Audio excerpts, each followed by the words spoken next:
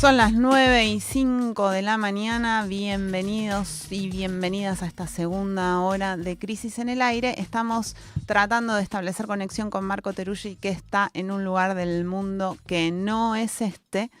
Así que mientras los conectamos, ¿qué tenemos? ¿Pero no se escucha, Marco? ¿Está probando? Buenos días, yo los escucho muy bien. ¿Ustedes cómo me escuchan? Excelente. Ahora te escuchamos. ¿Cómo estás? Muy bien. Debo decir que tengo frente a mí uno de mis paisajes preferidos, que es la montaña del Ávila, o también conocida como Guaraíra Repano, que es una montaña que da sobre la ciudad de Caracas y del otro lado tiene al mar Caribe y está en este momento frente a mí. Y debo decir, para agregar un elemento poético, que pasaron unas guacamayas, que son estos, diríamos en Argentina, loros muy grandes de colores rojos, amarillos, azules, así que estoy efectivamente en la ciudad de Caracas. Está claro que tendrías que haber nacido en el Caribe, Teruggi, ¿no? Bueno, es una hipótesis que me he preguntado varias veces, tal vez sea un llamado de la selva caribeña, y debe en algún momento de mi vida volver a hacerle caso. Pero por lo pronto estoy unos días de paso para asistir, contar y narrar lo que va a pasar mañana en el referéndum consultivo. Se te han despertado las fibras poéticas y chavistas.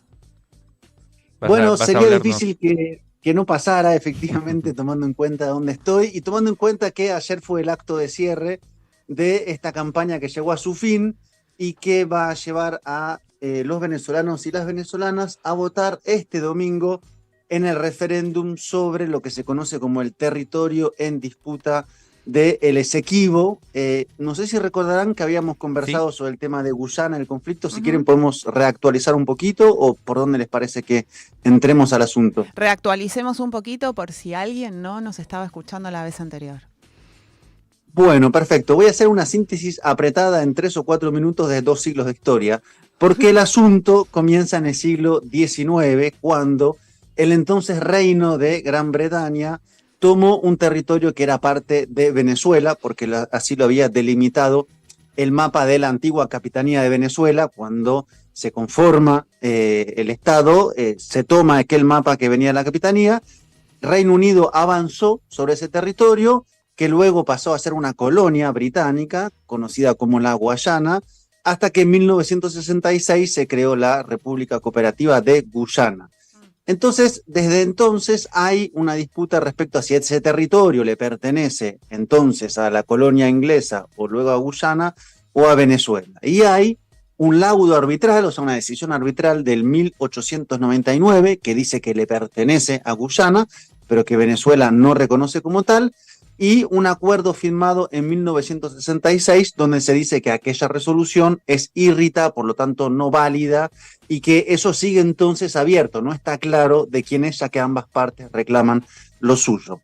Eso quedó en la historia en una suerte de zona de no mucha relevancia, porque finalmente lo que se conformó como la República Cooperativa de Guyana es un país que está entre Venezuela, Surinam, Brasil y el Mar Caribe, que no tuvo muchas riquezas hasta el año 2015, cuando la ExxonMobil, o sea, la principal empresa petrolera transnacional de origen estadounidense, consiguió ahí reservas petroleras con una perspectiva realmente muy grande de explotación, y comenzó no solamente a explotar en el mar que le corresponde a Guyana, sino también en el mar que le corresponde a Venezuela, según Venezuela, o sea, las aguas en disputa de ese territorio, que no está claro si es de Guyana o Venezuela, por lo menos en la justicia internacional.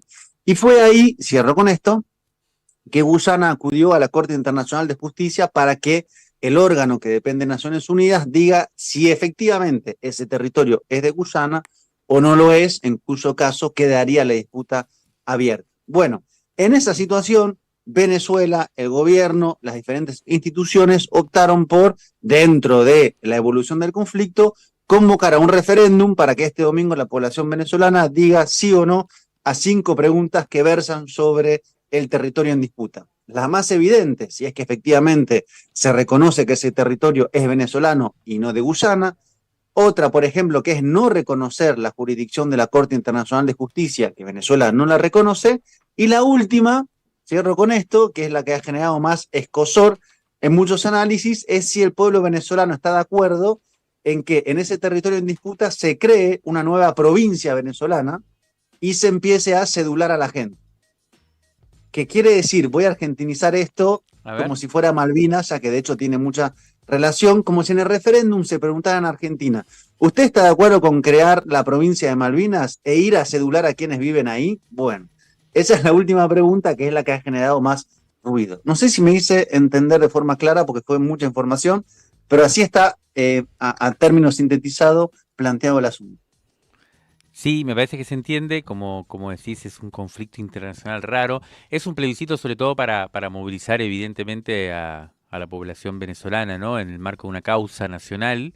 Lo que yo no entendí del todo bien es esa tercera pregunta, ¿qué implicaría en el caso de que pueda concretarse, digamos, ¿no? Sería establecer una provincia nueva en ese lugar, en ese sector que hoy efectivamente no está bajo jurisdicción venezolano, y cedular a quienes viven ahí ahora o a quienes quieran ir hacia ahí. ¿Cómo es eso? Bueno, esa es la zona que no está clarificada. Por lo pronto el gobierno asegura que esa provincia se va a crear, por lo menos de título, y que esa población, que tampoco hay mucho estudio demográfico sobre quiénes viven ahí, esas son zonas montañosas, selváticas, paradisíacas, pero poco pobladas, no está claro qué piensa la gente que está ahí, y tampoco que haya un plan venezolano de población de ese lugar que está bajo administración de Guyana, porque de hecho avanzar en esa dirección sería una escalada de tensiones donde del otro lado Guyana ya hizo varias declaraciones. Una de ellas es que está conversando para instalar bases militares con Estados Unidos en esa región para su defensa. ¿Cuál es la posición de Guyana? Hay un país agresor que es Venezuela, que quiere tomar un territorio que está, como dice la Corte Internacional de Justicia, bajo administración de Guyana. Por lo tanto, Guyana cuenta con el respaldo de la ExxonMobil, evidentemente, ya que es la principal empresa que está sacando petróleo en Guyana, cuenta con Estados Unidos, con sus satélites diplomáticos como la Organización de Estados Americanos, y está planteando instalar ahí bases militares con el Comando Sur.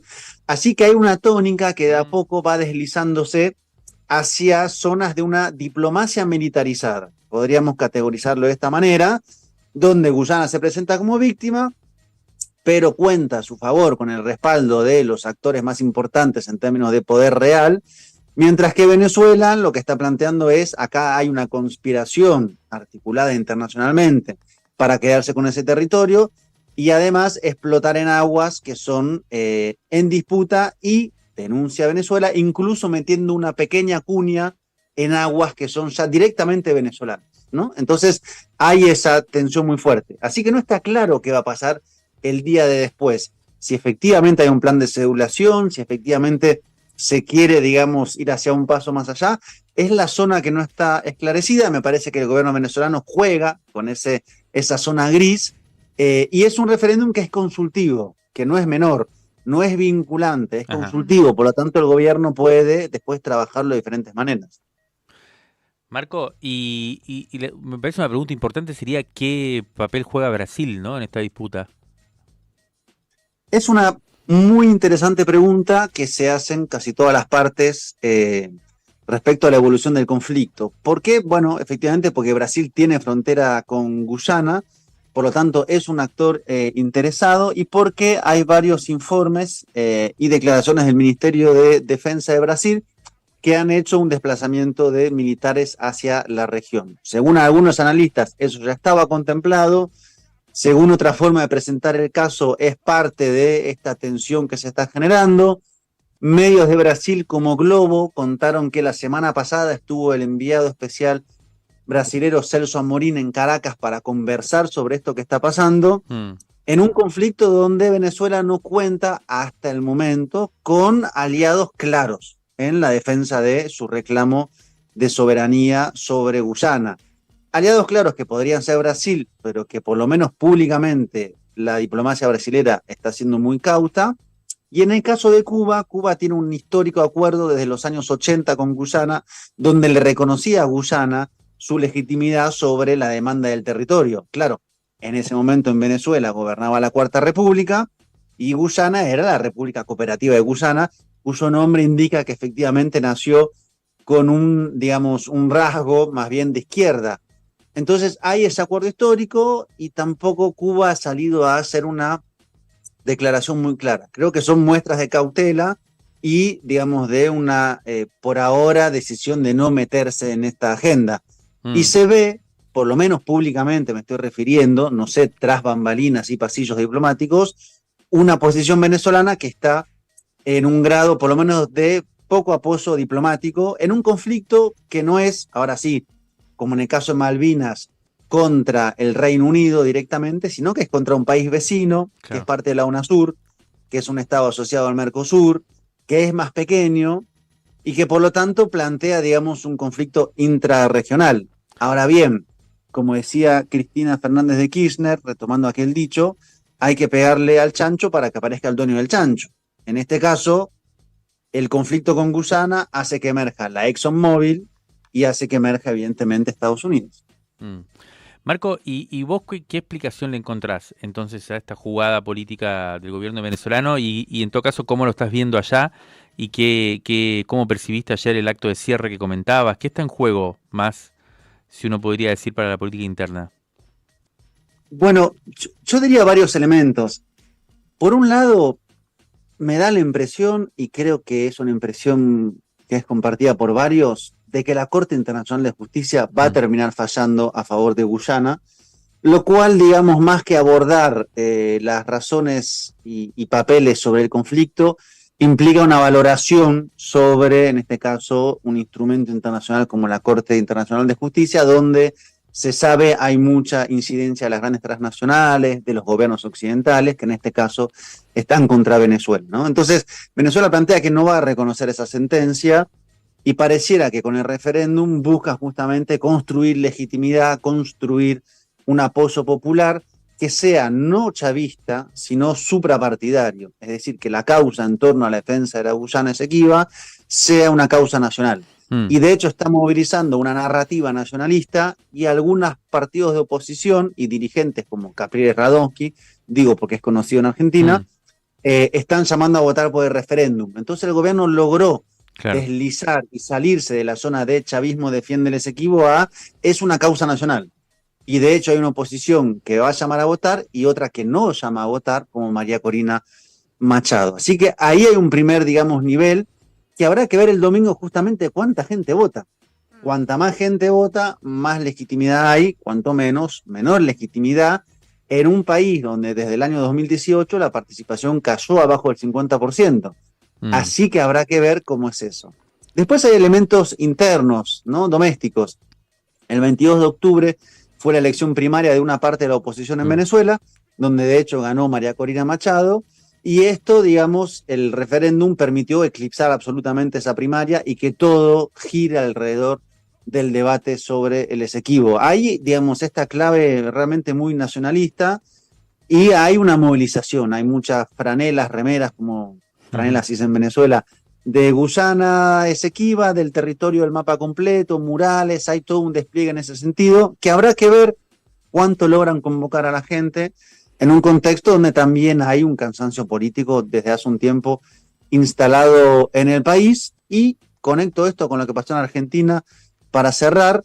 Me pregunto también cuántos de estos llamados de dirigentes opositores van a convocar o no a la gente a votar, ¿no? Finalmente, cuando hay escenarios de mucho desgaste político, a veces los llamados de dirigentes ya no tienen tanto efecto. Veremos en este caso si la población opositora también se moviliza parcialmente para votar el domingo. O sea, mañana, vamos a ver, entonces vamos a estar atentos, según entendemos, más o menos, entonces se trata de una iniciativa fuerte de movilización ahí en Venezuela, en el marco de una pelea política, ¿no? De una disputa política que va a tener un momento clave en las próximas elecciones que haya, y en la cual el gobierno está buscando entonces generar un elemento, si se quiere, de trazado de lo que uno puede llamar el campo nacional, ¿no? Tratando de poner más esas coordenadas que la típica oposición oficialismo. La gran pregunta es si no están jugando con fuego y si esto después no aparece un conflicto internacional en pleno continente. Esperemos que no sea así. Pero bueno, entonces, Yo supongo que te esperaremos por acá la semana que viene. ¿Volverás al país en algún momento o ya tu causa nacional ha quedado para mejores épocas? Como dice Nocturno a mi barrio de Aníbal Troilo, alguien dijo una vez que yo me fui de mi barrio. ¿Cuándo? Pero ¿cuándo? Si siempre estoy llegando. Qué grande. Marco en su versión poética. Nos vemos por acá la semana que viene. Un abrazo grande y mañana estaremos atentos y atentas a lo que suceda en Venezuela. Abrazo grande.